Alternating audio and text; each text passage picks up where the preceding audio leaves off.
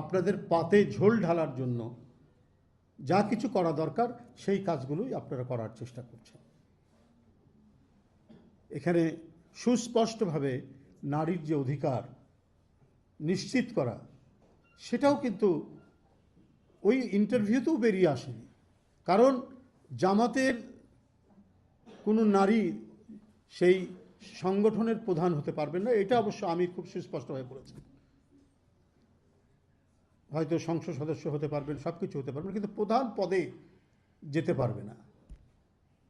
অথচ বাংলাদেশের একটি রাজনৈতিক দল, বাংলাদেশ জাতীয়তাবাদী দল বিএনপি, তার প্রধান ছিলেন একজন নারী, ৪৪ বছর, এবং যে মহিলাটি ছিলেন অত্যন্ত ধর্মপরায়ণ একজন নারী, যিনি তার বক্তব্যের এবং কাজকর্মের শুরুতেই আল্লাহর নাম ছাড়া তিনি কাজ শুরু করতেন না।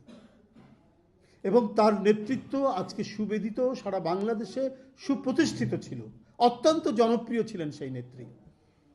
তার নাম বেগম খালেদা জিয়া। তার নেতৃত্বে এদেশের জনগণ, কোটি কোটি জনগণ বিএনপিকে বারবার ক্ষমতায় নিয়ে এসছে।